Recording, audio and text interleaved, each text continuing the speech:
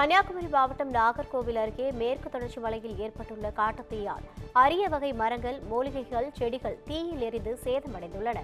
நாகர்கோவில் அருகே உள்ள தோட்டியோடும் மலையில் நேற்றிரவு மரங்களில் இருந்து உதிர்ந்த இலைகள் திடீரென தீப்பற்றியது. மேலும் பகுதியில் காற்று வேகமாக வீசியதால் தீ மளமளவென பரவி சுமார் 1/2 கிலோமீட்டர் அளவிற்கு வேகமாக பரவியது. இதனால் அப்பகுதி முழுவதும் புகைமண்டலமாக காணப்பட்டது. இதனால் அப்பகுதி மக்கள் அச்சத்தில் உள்ளனர். தகவல் அறிந்து சம்பவ இடத்திற்கு வந்த வனத்துறையினர் தீயை கட்டுக்குள் கொண்டு வரும் முயற்சியில் ஈடுபட்டுள்ளனர்.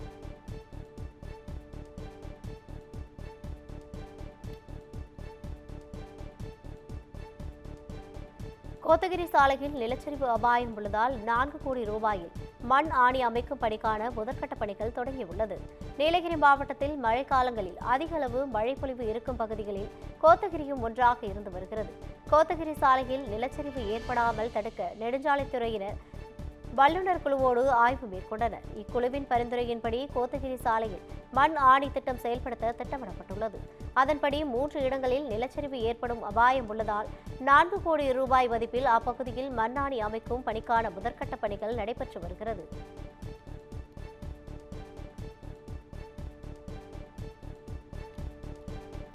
திருவாரூர் நகராட்சியுடன் கீழக்காவதுகுடி ஊராட்சியை இணைப்பதற்கு எதிர்ப்பு தெரிவித்து கிராம மக்கள் நகராட்சி அலுவலகம் முன்பு ஒப்பாரி வைத்து ஆர்ப்பாட்டத்தில் ஈடுபட்டனர்.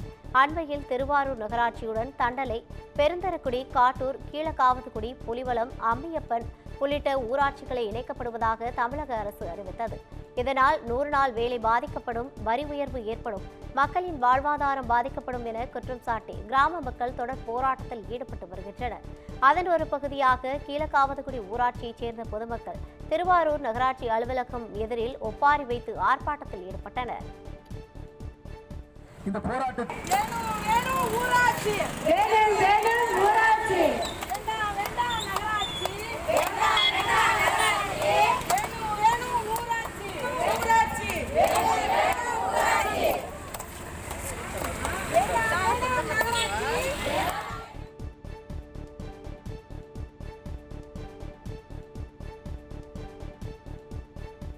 நாமக்கல் மாவட்டம் ராசிபுரத்தில் அரசு ஊழியர் வீட்டில் மிளகாய் பொடி தூவி கொள்ளையடிக்கப்பட்ட சம்பவத்தில் 2 பேர் கைது செய்யப்பட்டுள்ளனர். ராசிபுரம் மேட்டு தெருவில் வசித்து வரும் அழகப்பன் என்பவரது வீட்டில் மிளகாய் பொடி தூவிவிட்டு நகைகளை மர்ம நபர்கள் கொள்ளையடித்து சென்றுள்ளனர். கொள்ளையர்களை போலீசார் தீவிரமாக தேடி வந்த நிலையில் புதுக்கோட்டையில் இதேபோல கொள்ளை நடந்ததால் அங்கு சென்ற போலீசார் கொள்ளை வழக்கில் சிறையில் இருந்த ராஜசேகரன், மகேந்திரன் ஆகியோரை சிறையில் இருந்து வெளியே எடுத்து தீவிர விசாரணை நடத்தினர். விசாரணையில் இருவரும் அரசு ஊழியர் வீட்டில் 30 சவரன் நகைகளை திருடியதை ஒப்புக்கொண்டனர். இதையடுத்து அவர்களிடமிருந்து 25 சவரன் நகையை மீட்ட அரசு ஊழியர்களிடம் ஒப்படைத்த போலீசார் இருவரையும் சிறையில் அடைத்தனர்.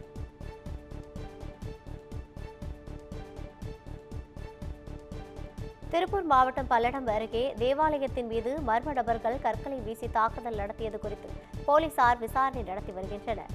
பல்லடம் அருகே மாதாப்பூர் அடுத்த கள்ளக்கிணறு பகுதியில் உள்ள தேவாலயத்தில் பெண் ஒருவருக்கு நிர்வாண பூஜை நடந்தது.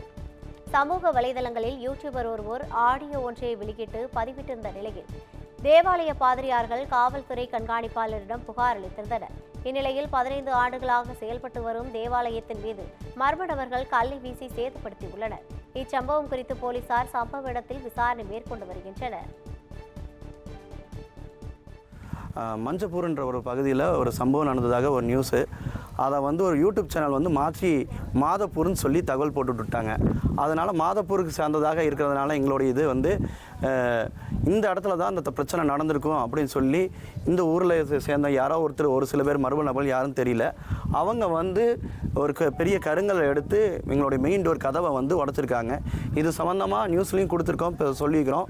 போலீஸும் காலையில் விசாரணை பண்ணிவிட்டு அது விஷயமா எப்போ என்னென்ன டைம் நடந்ததுன்னு சொல்லி கேட்டுட்டு போயிருக்காங்க. இதற்கான சரியான நடவடிக்கை எடுக்கணும்.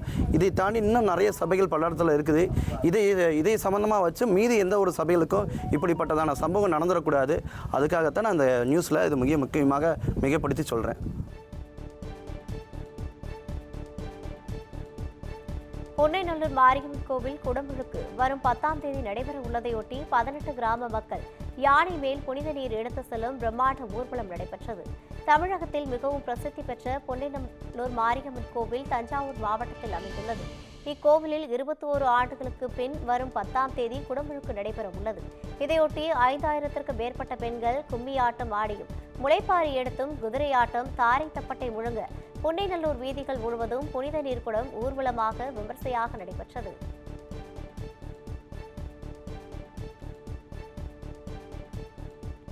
திருப்பத்தூர் மாவட்டம் குறிசிலாப்பட்டு பகுதியில் ஊராட்சி மன்ற தலைவர் கையுறை தராததால் வெறும் கையில் கழிவுநீர் கால்வாயை தூய்மை பணியாளர்கள் சுத்தம் செய்யும் வீடியோ வெளியாகியுள்ளது. குறிசிலாப்பட்டு பகுதியில் உள்ள கழிவுநீர் கால்வாயை தூய்மை பணியாளர்கள் இருவர் கையுறை இல்லாமல் சுத்தம் செய்து கொண்டிருந்தனர். இதனை அப்பகுதியைச் சேர்ந்த ஒருவர் வீடியோவாக பதிவு செய்தார். அப்போது கையுறை ஏதும் கொடுக்கவில்லையா என வீடியோ எடுத்த நபர் கேட்டபோது ஊராட்சி மன்ற தலைவர் கையுறை கொடுக்கவில்லை என தூய்மை பணியாளர்கள் ஆதங்கத்துடன் தெரிவித்தனர். இந்த வீடியோ சமூக வலைதளங்களில் வைரலாகியுள்ளது.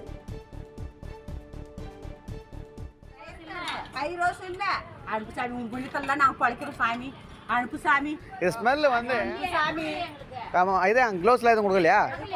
தலைரம்மா குஸ்லாப்பட்டு பஞ்சாயத்தில் வந்து தலைரம்மா எதுவும் கொடுக்கலையா உங்களுக்கு?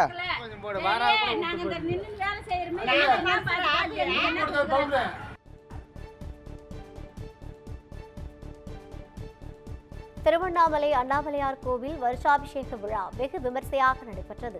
பஞ்சபூத ஸ்தலங்களில் அக்னி ஸ்தலமாக விளங்கக்கூடிய அண்ணாமலையார் கோவிலில் கடந்த 2017ஆம் ஆண்டு குடமுழுக்கு நடைபெற்றது. இதையொட்டி 8ஆம் ஆண்டு வருஷாபிஷேக விழா நேற்று விமர்சையாக நடைபெற்றது. வருஷாபிஷேகத்தை விநாயகர் மற்றும் சந்திரசேகருக்கு சிறப்பு அபிஷேகம், ஆராதனைகள் செய்யப்பட்டு வெள்ளிக்கவசம் அணிவிக்கப்பட்டு சிறப்பு அலங்காரங்கள் செய்யப்பட்டது. தொடர்ந்து 4 மாட வீதிகளில் சந்திரசேகர் மற்றும் விநாயகர் வலம் வந்து பக்தர்களுக்கு அருள் பாலித்தார். இதில் திரளான பக்தர்கள் கலந்து கொண்டு சாமி தரிசனம் செய்தனர்.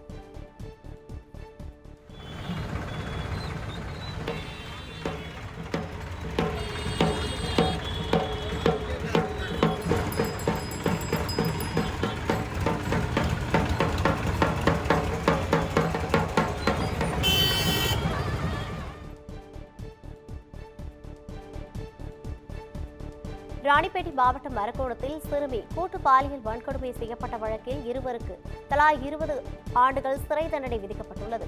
அரக்கோணத்தை சேர்ந்த 17 வயது சிறுமியை கடந்த 2021ஆம் ஆண்டு அதே பகுதியைச் சேர்ந்த சிலர் கூட்டு பாலியல் வன்கொடுமை செய்து அவரது குடும்பத்திற்கு கொலை மிரட்டல் விடுத்தனர். இது தொடர்பாக 2 சிறுவர்கள் உட்பட 10 பேரை அரக்கோணம் மகளிர் போலீசார் கைது செய்தனர். இந்த வழக்கு மாவட்ட முதன்மை அமர்வு நீதிமன்ற நீதிபதி செல்வம் முன் விசாரணைக்கு வந்தபோது ஜானகிராமன், மூர்த்தி ஆகியோருக்கு தலா 20 ஆண்டுகள் சிறை தண்டனையும் தலா 10,000 ரூபாய் அபராதமும் விதித்து தீர்ப்பு வழங்கினர். வழக்கில் தொடர்புடைய 6 பேரை விடுதலை செய்து உத்தரவிட்டார். கடலூர் மாவட்டம் பண்ருட்டி அருகே 9ஆம் வகுப்பு மாணவி பள்ளி விடுதியில் தூக்கிட்டு தொங்கியவாறு மர்மமான முறையில் உயிரிழந்தது சக மாணவிகள் மத்தியில் அதிர்ச்சியை ஏற்படுத்தியுள்ளது. மேல்பட்டாம்பாக்கத்தில் உள்ள அரசு உதவி பெறும் பெண்கள் கிறிஸ்தவ மேல்நிலைப் பள்ளியில் விழுப்புரம் மாவட்டம் காவேரி நகரைச் சேர்ந்த மாணவி கோவை ஸ்ரீ விடுதியில் தங்கி 9ஆம் வகுப்பு படித்து வருகிறார்.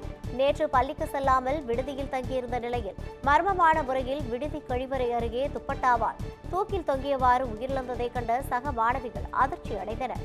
தகவல் அறிந்து வந்த போலீசார் உடலை கைப்பற்றி உடல்கூறு ஆய்விற்காக மருத்துவமனைக்கு அனுப்பி வைத்தனர். இந்நிலையில் மாணவி இறப்பில் சந்தேகம் இருப்பதாக அவரது தாய் குற்றம் சாட்டியுள்ளார்.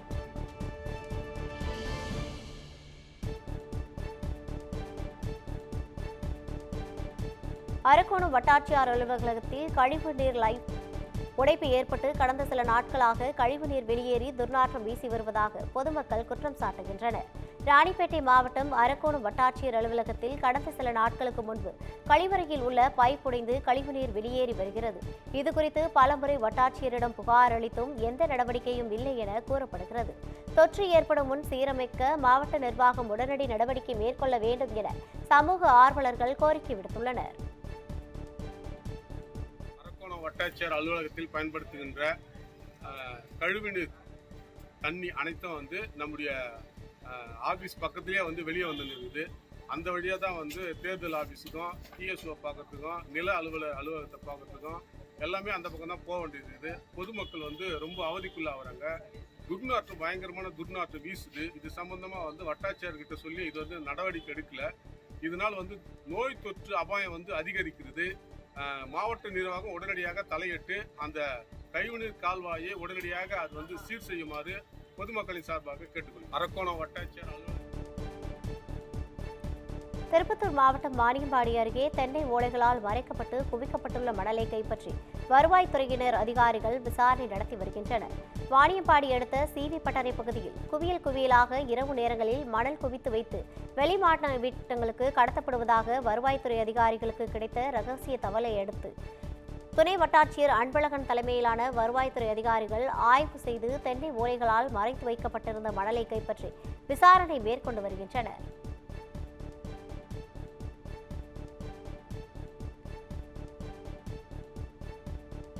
ராணிப்பேட்டை மாவட்டம் சோளிங்கர் அருகே 12ஆம் வகுப்பு மாணவியை கடத்தி சென்ற இளைஞரை போக்சோ சட்டத்தின் கீழ் போலீசார் கைது செய்தனர்.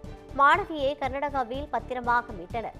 சோளிங்கரைச் சேர்ந்த 12ஆம் வகுப்பு படிக்கும் மாணவி கடந்த 3ஆம் தேதியிலிருந்து காணாமல் போனதாக பெற்றோர்கள் காவல் நிலையத்தில் புகார் அளித்தனர். வழக்கு பதிவு செய்து போலீசார் விசாரணை நடத்தி வந்த நிலையில் பெங்களூருவில் மாணவி இருப்பதாக தகவல் தெரியவந்தது. இதையடுத்து பெங்களூர் விரைந்து சென்ற போலீசார் மாணவியை மீட்டனர். விசாரணையில் தினகரன் என்ற இளைஞர் ஆசி வார்த்தை கூறி கடத்தி சென்று பாலியல் தொந்தரவு அளித்தது தெரியவந்தது. இதையடுத்து அவர் மீது போக்சோ சட்டத்தின் கீழ் கைது செய்த போலீசார் நீதிமன்றத்தில் ஆஜர்படுத்தி வேலூர் மத்திய சிறையில் அடைத்தனர்.